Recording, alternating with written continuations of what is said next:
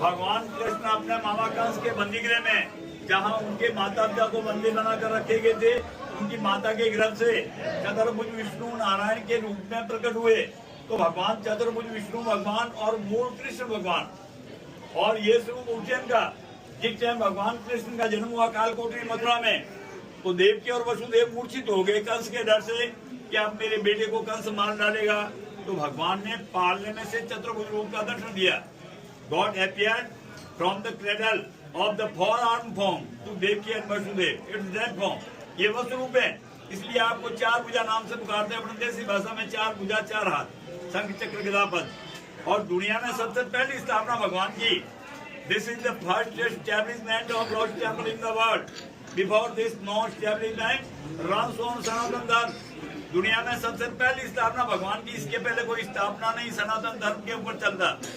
This idol was made by Vishwakarma ji on order of Lord Krishna. भगवान कृष्ण ने order देके विश्वकर्मा जी से मूर्ति बनवाया, और विश्वकर्मा जी ने मूर्ति तैयार करके पांडवों को दिया।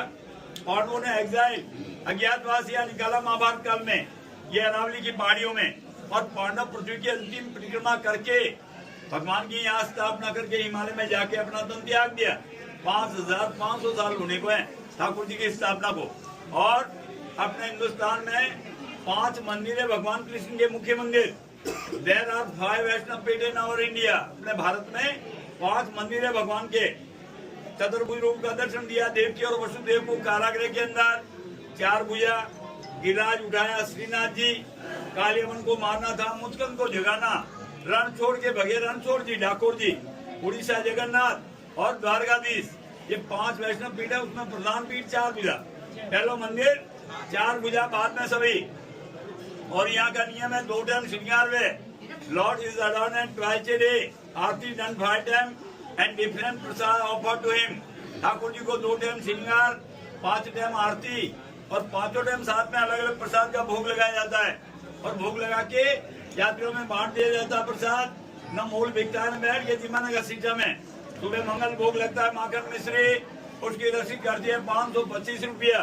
फिर राजभोग में केसर भात जो भी लग रहा है 20,000 रुपया, लापसी का 7,500 रुपया, 3500 रुपया सादा चावल का।